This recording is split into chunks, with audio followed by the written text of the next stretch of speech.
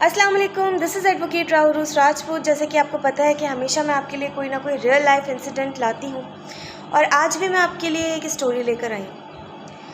आज की स्टोरी दिल दहला देने वाली स्टोरी है। मैं ऐसा क्यों कह रही हूँ? क्योंकि आज की स्टोरी में दहशत भी है, एक खौफ भी है। खौफ ऐसा नहीं है कि ये हॉरर स्टोरी है, बट ये वो इंसिडेंट है जो कि हमारे पड़ोसी मुल्क भारत में गुज़रा है। एक ही घर से 11 लाशें बरामद हुई। एक ही घर से 11 लाशें मिली और उनकी जो कंडीशन थी वो इतनी अजीब थी कि वहाँ पर जब पुलिस इन्वेस्टिगेशन के लिए गई तो वो भी डर गई थी। ये स्टोरी शुरू करती हूँ मैं। स्टोरी है ये बुराड़ी की। दिल्ली में ये वाक़या, एक लोकेलिटी है दिल्ली के नॉर्थ ईस्ट में, बुराड़ी के नाम से। और वहाँ पर एक फ़ैमिली रहती थी। उस फैमिली के टोटल लोग 11 थे जो वहाँ पे रहते थे। तो नीचे की जो उनकी दुकान थी, दूध दही ब्रेड अंडे, ये उन्होंने दुकान खोली थी। ऊपर उनका जो ऊपर घर था, ऊपर वो लोग रहते थे। तो ये 3 मंजिला स्टोरी थी, 3 मंजिला घर था।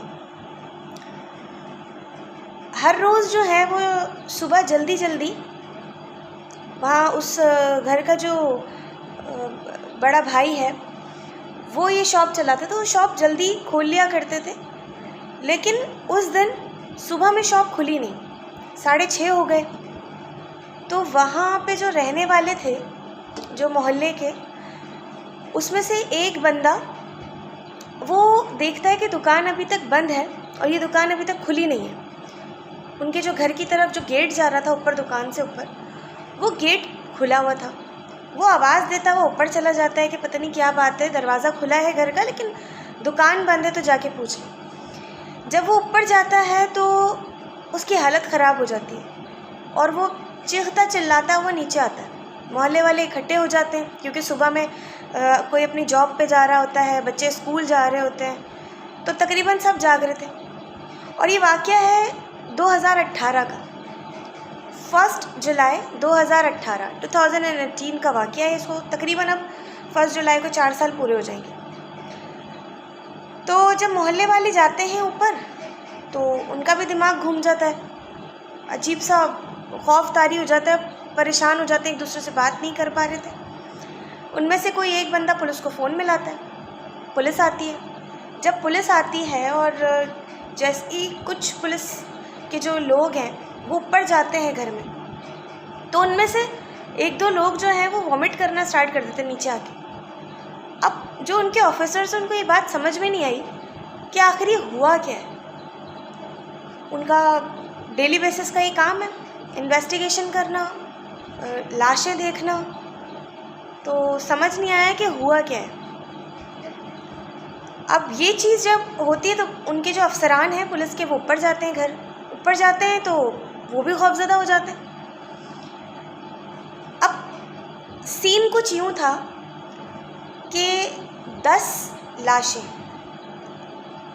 लटक रही थी, अपने गलों में रस्सियाँ उन्होंने डाली हुई थी और वो झूल रही थी। लेकिन देखने से ये लगा कि इन सब ने सुसाइड कर लिए। एक साथ 10 के 10 लोग वहाँ पे लटक रहे थे। 10 के 10 लोगों ने जो है वो सुसाइड कर लिया। देखने से ये तासुर जा रहा था। लेकिन फिर बॉडी को जब थोड़ा बहुत वो संभले पुलिस, तो उन्होंने देखा कि बॉडी की जितनी भी 10 की 10 बॉडीज़ हैं वहाँ पे जो लटकी हुई हैं, उन तमाम लोगों की आंखों पर पट्टी बंधी हुई थी, मुंह पे टेप था और कुछ मुंह पे भी पट्टी बंधी हुई थी और कानों में उनकी रुई लगी हुई थी और हाथ बंधे हुए थे पीछे की साइड पे। अब पहली नज़र में तो ये लगा था कि भाई ये खुदकुशी होगी, लेकिन दूसरी नज़र में जब ये चीज़ें देखी तो ऑब्वियसली इससे पता लग रहा था कि कोई खुदकुशी करेगा तो अपनी आँखें क्यों बंद करेगा, अपनी आँखों पे पट्टी क्यों बांधेगा, अपने कानों में रुई क्यों डालेगा, और सबसे बड़ी बात अपने हाथ बांधेगा तो वो खुदकुशी कैसे करेगा, वो गले में रस्सी कैसे डालेगा। अब ये एक ऐसा केस था जो समझ नहीं आ रहा था कि आखिर हुआ क्या है। जाहिर सी बात है दूसरा जो तासुर जाता है वो फिर यही जाता है कि मर्डर हुआ है इनका। लेकिन मर्डर किसने किया? अब पुलिस इन्वेस्टिगेशन में लग जाती है। इन्वेस्टिगेशन क्राइम सीन क्योंकि वो था, और किसी भी क्रिमिनल केस में क्राइम सीन बड़ा इम्पॉर्टेंट होता है। वहाँ से जो कुछ भी कलेक्ट हो वो ज़रूर कर लेना चाहिए, और पुलिस वाले ही करते हैं। वो हर चीज़ कलेक्ट करते हैं, इवन के एक सुई तक बड़ी काम की होती है। अब उन्होंने चीज़ें जो है वो देखना शुरू कर दी, लाशों का जो है वो मुआयना करना शुरू कर दिया। पड़ोसी भी मौजूद थे घर में। अब सबका कहना ये था कि ये एक मर्डर है, इनको मारा गया है, ये खुदकुशी नहीं है। लोगों की भी हालत ख़राब। जब पूछगछ हुई तो बोला गया कि आप बता रहे थे कि इस घर में ये तो 10 लाशें हैं। पुलिस को पहले नहीं पता था, उसमें 10 लाशें लटकी हुई थी। उनको नहीं पता था कितने लोग हैं घर में। तो उनके मोहल्ले वाले बताते हैं कि नहीं जी, इनमें तो 11 लोग हैं और ये 10 हैं। अब पुलिस को लगता है कि मैटर जो इन्होंने सॉल्व कर लिया है, क्योंकि जो 11वां बंदा वही मौजूद नहीं है यहाँ, तो ये हो सकता है कि उसने ही कत्ल किया हो और वो कत्ल करके घर से भाग गया। जब पता करते हैं वो 11वां बंदा कौन था, तो वो बताते हैं कि 77 साल की इनकी माँ थी, 77 ईयर्स की। यहाँ भी बड़ी अजीब के 77 साल की औरत, और वो भी माँ, बच्चों का कत्ल, बहू का और अपने पोता पोती का कत्ल क्यों करेगी? इसी इन्वेस्टिगेशन में जो कुछ पुलिस के जो लोग थे वो कमरों की छानबीन करते हैं, तो वहाँ से एक बॉडी और मिलती है जिसके आँखों पे पट्टी थी, मुंह पे पट्टी थी, कान में रुई थी, सेम हाथ बंधे हुए थे।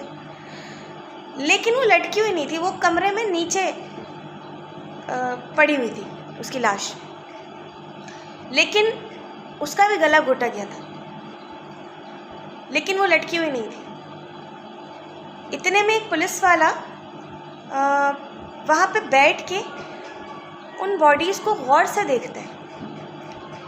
वो देखता है तो वो नोट करता है, वो ये नोट करता है कि 8 जो लोग हैं, क्योंकि वो स्टूल रखे हुए थे, जब वो हैंग कर रहे थे स्टूल गिरे हुए थे, तो इससे साफ जाहिर था कि स्टूल पे रखकर और वो फांसी लगा के उन्होंने जो है वो स्टूल आगे करके जो है वो फांसी ले ली। तो उन 8 लोगों के जो स्टूल थे वो आगे गिरे हुए थे, और जो 9वां स्टूल था वो पीछे गिरा था, और एक स्टूल था जो कि साइड में गिरा हुआ था, ना आगे ना पीछे, वो थोड़ा सा साइड में गिरा हुआ था। और एक बॉडी के हाथ खुले हुए थे, और एक के हल्के से, मतलब ऐसे थे कि इतने नहीं बंधे हुए थे, मतलब ऐसा लग रहा था कि आराम से जैसे उसने खुद बांधे हों ऐसे खुले हुए थे। लेकिन बाकियों के तो इतने टाइट हाथ थे, बंधे हुए थे कि वो खोल ही नहीं सकते थे। अब जब वो पुलिस वाला ये 2 चीज़ें नोट करता है, एक तो स्टूल का आगे गिरना, 10वें का पीछे गिरना, फिर एक का बिल्कुल ही हाथ खुले होना 10वें के। अब कायदे से अगर कानून को देखें तो अजम्पशन यही बनती है कि उस 10वें बंदे ने पहले इन तमाम लोगों को कत्ल किया, उसके बाद उसने खुदकुशी कर ली। कानून के तरीके से अगर देखें तो ये बात होती है। लेकिन अब मोटिव, जो कि हर केस में बहुत ज़्यादा इम्पॉर्टेंट होता है कि मोटिव क्या है मारने का। हर क्राइम के पीछे एक मकसद होता है। जब पूछगछ की गई तो पता चला पैसों के लिहाज से बड़ा, बल्कि अच्छा बिजनेस जा रहा था इस साल उनका, और दुकान भी अच्छी चल रही थी। उनका एक भाई है, वो कोई बिज़नेस करता था, वो भी एक अच्छा चल रहा था, सब कुछ ठीक था। और 15 दिन पहले इस घर में मंगनी हुई थी इनकी पोती की, प्रियंका की, वो मंगनी हुई थी। तो बड़े धूमधाम से वो मंगनी की गई थी। अगर खुदकुशी करनी थी तो मंगनी क्यों करते। उसके बाद क्राइम सीन से रोटियां बरामद होती हैं, सिर्फ रोटियां। पानी का ग्लास था जो आधा भरा हुआ रखा हुआ था, और रोटियां आधी खाई हुई थी। जब उनका किचन चेक किया जाता है तो वहाँ पे कोई सालन वालन नहीं नज़र आता कि बंदा इंसान रोटी खाएगा, तो जाहिर सी बात है किसी सालन से खाएगा, लेकिन सालन वहाँ पे नहीं था। इससे ये पता लग रहा था कि उस रात घर में कुछ नहीं पका था। तमाम इन्वेस्टिगेशन करके बॉडीज़ को पोस्टमार्टम के लिए भेज दिया जाता है, उनको उतार के।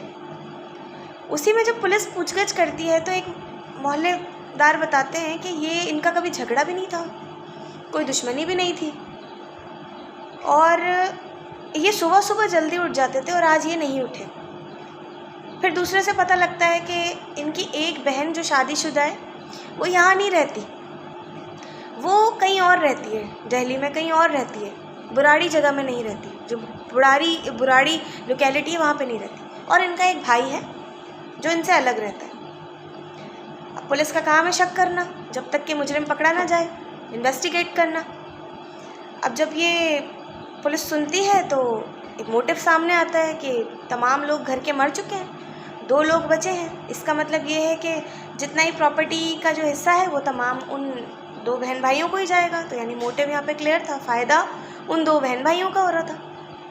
लेकिन अभी भी पुलिस कुछ मज़ीद नहीं कह सकती थी इस बारे में, मतलब एक शक था, यकीन नहीं था, क्योंकि सबूत नहीं थे। अब वहीं से पुलिस को क्राइम सीन से 9 मोबाइल मिलते, लेकिन वो 9 के 9 बंद थे, स्विच ऑफ थे। पुलिस ने कहा कि इनको स्विच ऑन करें और इनकी कॉल हिस्ट्री वगैरह निकालें, पता चल सके किससे बात की, क्या की। इसके अलावा भाई बहन को बुलाया गया, तो वो खुद बड़े शौक थे जब भाई बहन को कॉल किया गया दोनों को। छोटी बहन थी, वो बड़ा भाई था, सबसे बड़ा भाई था और सबसे छोटी बहन थी।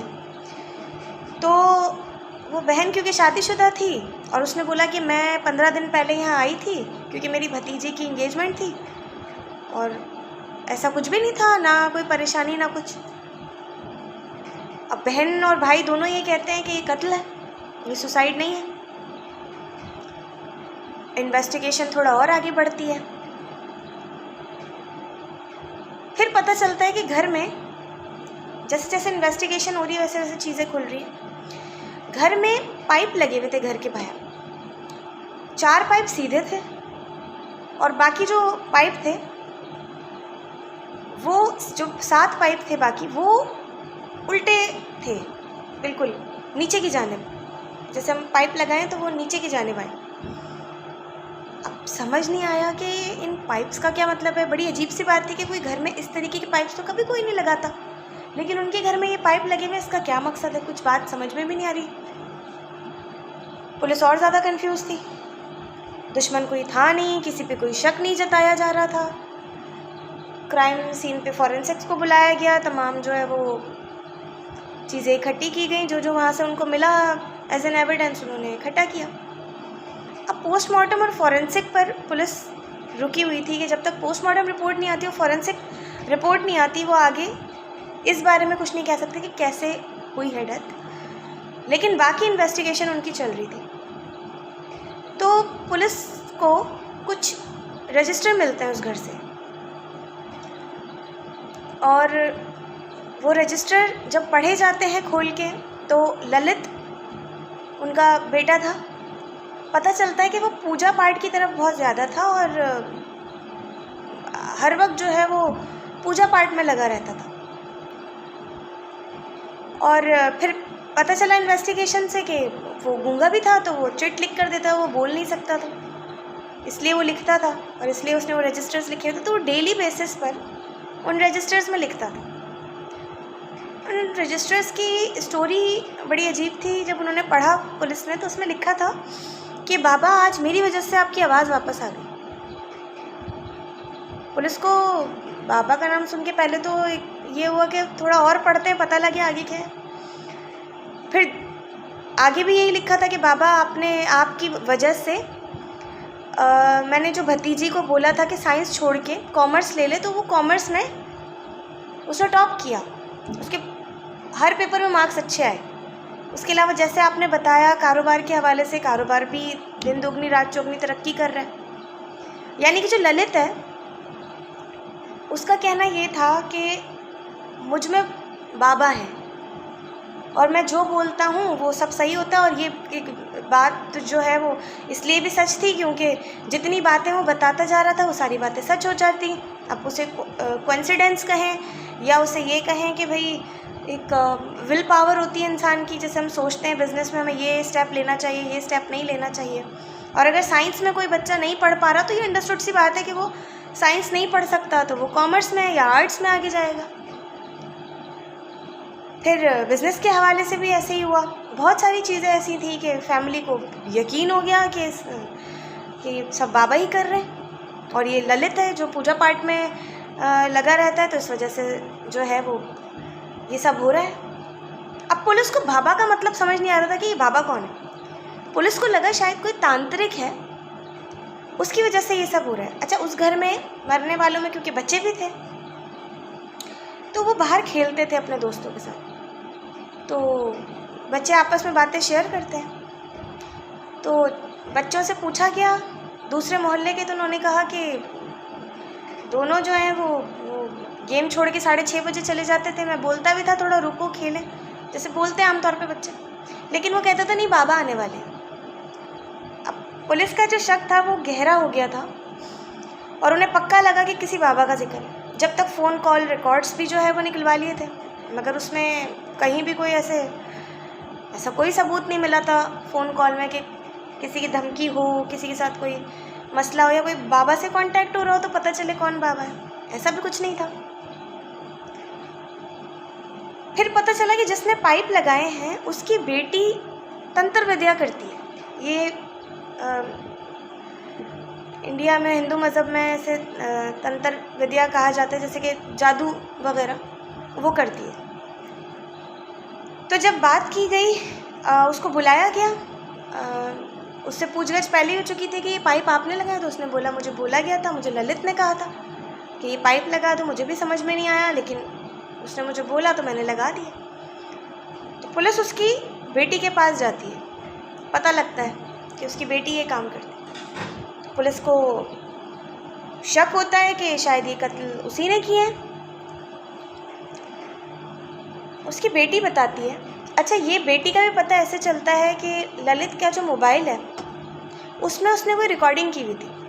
उस रिकॉर्डिंग में वो लड़की बैठी हुई थी और कुछ तंत्र मंत्र कुछ चल रहे थे।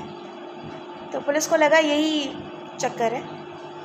अब जब उस औरत से बात करते हैं तो वो औरत कहती है नहीं, मैंने ऐसा कुछ भी नहीं किया और मैं कोई ऐसी ये सब करती नहीं हूँ जादू वगैरह, और मैंने उसके लिए कभी कुछ नहीं किया। फिर वो कहती है कि मुझसे उसने एक बार ज़िक्र ज़रूर किया 1-2 बार कि उसके जो बाबा हैं जो कि इस दुनिया से चले गए वो आते हैं, उनको वो बाबा कहते थे। तो फिर पुलिस का ध्यान जाता है कि अच्छा वो अपने फादर की बात कर रहा था। पूरे जितने भी रजिस्टर्स उनको मिले थे 11 या 9 रजिस्टर थे। तो 2011 से सुना है वो ये रजिस्टर लिख रहा था, क्योंकि उसकी आवाज़ नहीं थी। अचानक उसकी आवाज़ आ गई थी तो उसने कहा कि बाबा ने मुझे आवाज़ दी है, और इस तरह से उसने बताया कि वो अपने फादर के बारे में बात करता था। मुझे कहता था कि मुझ में मेरे बाबा हैं और वो जो कहते हैं मैं वही करता हूँ। तो उसने उसे समझाया भी कि ऐसा कुछ नहीं होता, तो वो नाराज़ होकर उसके पास से चला गया। फिर वो कभी नहीं आया। अब इसी दौरान में पोस्टमार्टम रिपोर्ट आती है, फॉरेंसिक रिपोर्ट भी आ जाती है। पोस्टमार्टम रिपोर्ट से पता चलता है कि जो लोग हैं उनकी जो मौत है वो गला घुटने की वजह से हुई है, लेकिन जो 3 लोग हैं उनकी पार्शियल हैंगिंग डेथ हुई है, यानी कि मरते वक्त उन्होंने रेजिस्ट किया। तो वो रेजिस्ट जो किया तो वो पार्शियली उनकी डेथ हुई है हैंगिंग में, और पार्शियली उन्होंने रेजिस्ट किया। फॉरेंसिक रिपोर्ट बताती है कि कोई ऐसा फोर्स नहीं थी किसी चीज़ की, ना कोई इंजरी थी, कि ऐसा नहीं लग रहा था कि किसी ने कुछ किया है उनके साथ। जो पानी, जो रोटी वहाँ से मिली उसका भी खुलासा हुआ। अब पुलिस को मिले सीसीटीवी कैमरास, 4 सीसीटीवी कैमरास मिले, और उनमें देखा गया कि स्टूल जिस पे जो क्राइम सीन से मिले थे वो स्टूल उनके घर की ख़वातीन लेके जा रही थी घर में। ये एक सीसीटीवी की रिकॉर्डिंग थी। दूसरी रिकॉर्डिंग ये थी कि जो तारें हैंग करने में इस्तेमाल हुई थी वो जो है उस घर के अफराद जो है वो लेके जा रहे थे। तो पुलिस ने ये भी पहचान लिया कि ये वही तारे हैं जिससे हैंग हुए हैं ये सब के सब। फिर तीसरी रिकॉर्डिंग में ये थी कि सुबह में एक रिकॉर्डिंग थी जिसमें सुबह में नज़र आ रहा था कि सुबह रोज़ जाता था एक मंदिर में पूजा करने और फिर दुकान खोलता था। फिर एक रिकॉर्डिंग में दिखा कि एक डिलीवरी बॉय है और उसने जो है वो कुछ चीज़ दी है उन्हें। अब पुलिस का ये ख्याल आया कि हो सकता है कि जो डिलीवरी बॉय ने जो चीज़ उन्हें दी है उसमें कुछ ऐसा हो, कोई नशा आवर चीज़ हो या कुछ। लेकिन फॉरेंसिक रिपोर्ट जो थी वो ये बताती थी कि बॉडी से कुछ भी ऐसी चीज़ बरामद नहीं हुई। रोटी और जो पानी वहाँ से मिले थे उसका भी पता चल गया था कि उसके अंदर कोई बेहोशी की दवा नहीं थी। डिलीवरी बॉय को भी बुला लिया जाता है, वो बताता है कि उन्होंने सिर्फ रोटियां मंगाई थी, सालन नहीं मंगाया था। और ये बात भी वो सच कह रहा था क्योंकि क्राइम सीन से सिर्फ रोटियां ही मिली थी, सालन मिला ही नहीं था, किचन भी खाली था, कोई खाना नहीं बना था। तो ये बात क्लियर हो जाती है कि डिलीवरी बॉय जो है वो सच कह रहा है, उसका इसमें कोई हाथ नहीं। फिर एक सीसीटीवी कैमरा मिलता है जिसमें रिकॉर्डिंग थी कि रात 11:30 बजे लास्ट टाइम ललित ही घर में गया था। उसके बाद से लेकर, क्योंकि सुबह 6:30 बजे पड़ोसी ने लाशें देखी थी, तो उस वक्त से लेकर उनके घर में कोई ना गया ना आया और कोई फोर्सफुल एंट्री भी नहीं थी। वो पुलिस चेक कर चुकी थी अपनी इन्वेस्टिगेशन। अब सारा मामला ये था कि फिर मसला क्या है। अच्छा, बीच में दुकान पे जो बंदा काम करता था उसको भी बुलाया गया, शक उस पर भी गया था कि शायद उसने कत्ल कर दिया, क्योंकि सारे मोहल्ले वाले मौजूद थे, इतना बड़ा इंसिडेंट हो गया था और वो मौजूद नहीं था। उसने भी बताया कि ऐसा कुछ नहीं था, आपस में भाइयों की जो है बस उसने ये बताया कि उनकी कोई लड़ाई चल रही थी, लेकिन ये नहीं पता क्या वजह थी। तो यहाँ से तो सब रिमूव हो जाते हैं इन्वेस्टिगेशन में कि इनका कोई हाथ नहीं है। अब सीसीटीवी कैमरास वगैरह एट्सेट्रा, अब रजिस्टर, आखिरी रजिस्टर और ये सब चीज़ें सबूत जब मिले, रजिस्टर पढ़ा गया तो उसमें लिखा हुआ था कि एक वट पूजा करनी है। अब पुलिस वाले कह रहे हैं ये कौन सी पूजा है। उसने लिखा था ललित ने कि इस पूजा में हमें लटकना है जिस तरीके से पेड़ की जो शाखें होती हैं, कभी आपने बहुत ज़्यादा पुराना पेड़ देखा हो तो उसमें शाखें लटकने लगती हैं, वैसे हमें लटकना है और हमें खाना नहीं खाना सिवाय रोटी के। एक ग्लास जो बॉडी के बीच में से मिला था, उन 10 की 10 बॉडीज़ के बीच में जो आधा ग्लास पानी रखा था उसका भी उसमें जिक्र था कि ये पानी का कलर जो है ये चेंज हो जाएगा। और हम जो पाइप लगे थे उसका भी फिर राज खुला। उसका मानना ये था ललित का कि हम इस तरह लटकेंगे और आँखों पे पट्टियाँ इसलिए बांधेंगे कि हम एक दूसरे को देख ना सकें, कानों में रुई इसलिए लगाएंगे कि कोई हमें परेशान ना कर सके, हमारी पूजा जो है वो ख़राब ना कर सके, और मुंह पे भी पट्टी इसलिए बांधी थी कि एक दूसरे का ध्यान ना बटा सके। उसकी नज़र में ये पूजा इतनी अहम थी कि इसमें किसी भी किस्म की चीज़ नहीं होनी चाहिए थी वरना पूजा ख़राब हो जाती। और हाथ भी बांधे जाएंगे और लटका जाएगा और जो हमारे जो पूर्वज हैं यानी जो उनके बाबा हैं वो आएंगे और वो उनको खोल देंगे और उन्हें बहुत सारी शक्तियाँ मिलेंगी। ये अगर हिंदी में बोलें तो शक्तियाँ प्राप्त होंगी। उसे मकसद ये कि उसे बहुत सारी पावर्स मिलेंगी और जो पाइप जो लगाए थे उस पाइप के ज़रिए ही वो पावर्स उन तक आएंगी। तो जो सीधे पाइप लगे थे वो मर्दों के लिए थे और जो झुके हुए पाइप थे वो तमाम औरतों के लिए थे साथ। बड़ी अजीब बात थी कि एक ललित के कहने में उन तमाम लोगों ने ये बात मान ली, पूजा का सामान भी आ गया, हर चीज़ हो गई। अब अपने हाथों से स्टूल भी लाए, अपने हाथों से ही उन्होंने जो है वो तारे भी लाए, रस्सियाँ भी तैयार की, एक दूसरे को बांधा भी, क्योंकि आखिर उसके मरने से पहले, ललित के मरने से पहले तक की जो रजिस्टर लिखे थे उसमें ये सारी कहानी लिखी हुई थी। पुलिस का एक मामला ये भी था कि सारी बातें लिखी हुई हैं लेकिन क्या वाकई ललित ने लिखी है। तो आपको मैं बता दूं कि जब भी इस तरह की इन्वेस्टिगेशन होती है तो उसे फॉरेंसिक इन तमाम चीज़ों को इसलिए भेजे जाते हैं, राइटिंग एक्सपर्ट से भी बुला के मालूम कीजिए कि ये वाकई राइटिंग उसकी है या नहीं जिसने लिखे हैं। तो वो राइटिंग भी मैच कर रही थी ललित से, वो ललित ने ही लिखे थे। अच्छा, मैच तो कर रही है लेकिन क्या एक ही रात में लिखे गए? वो जो इंक होती है, क्या ये एक ही रात में सब लिखे गए हैं? ये जो क्रिमिनल साइड पर जो एडवोकेट्स हैं वो ज़्यादा बेहतर जानते हैं, जैसे मैं क्रिमिनल एडवोकेट हूँ। तो ये कुछ चीज़ें होती हैं, जैसे कि ब्रेन मैपिंग होती है, उसके बारे में मैं आपको कभी बताऊंगी। ये मेडिकल टर्म्स हैं, लॉ में इस्तेमाल होते हैं क्रिमिनल साइड पे।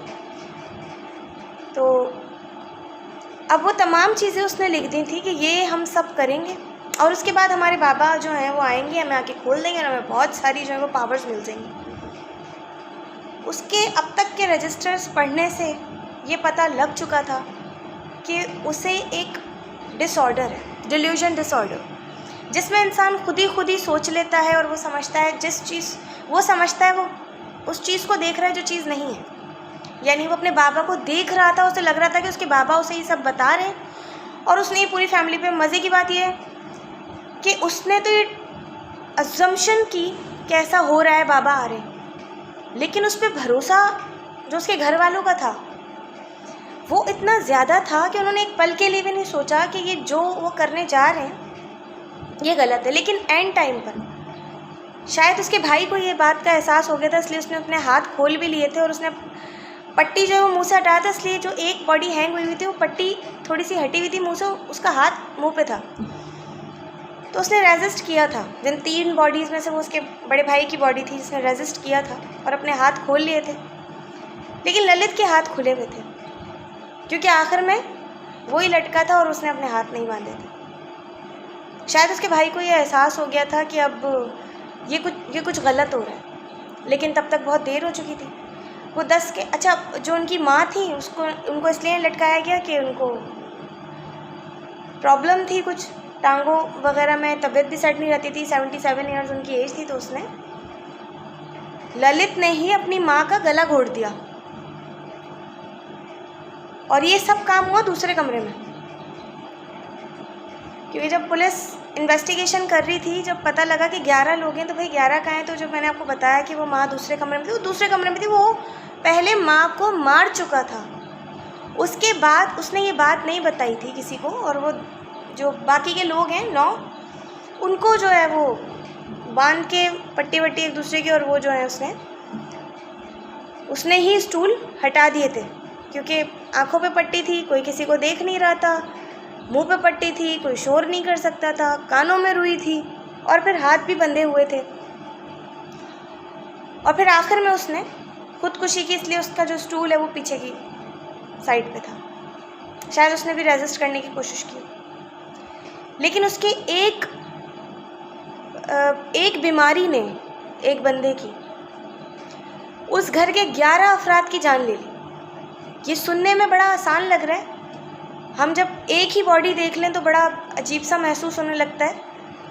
तो वहाँ आप सोचें 10 बॉडीज़ हैंगे और एक बॉडी कमरे में है, 11 बॉडीज़, और वो उनकी हालत इस तरीके की, क्या हाल होगा उस टाइम।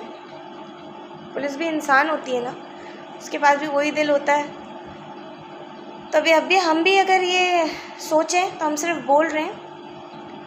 बुराड़ी केस इंसिडेंट के नाम से अगर आप इसको सर्च करेंगे तो आपको मिलेगा भी।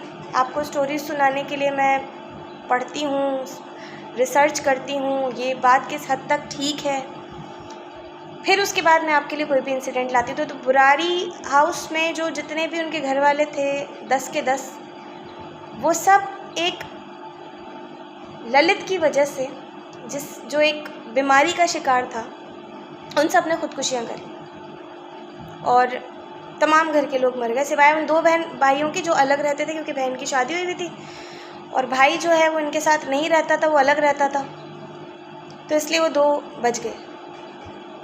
और ये था वो इंसिडेंट जिसने दिल्ली पुलिस को, क्या पूरे दिल्ली को हिला कर रख दिया था। मीडिया का प्रेशर और लोग खौफज़दा हो गए थे।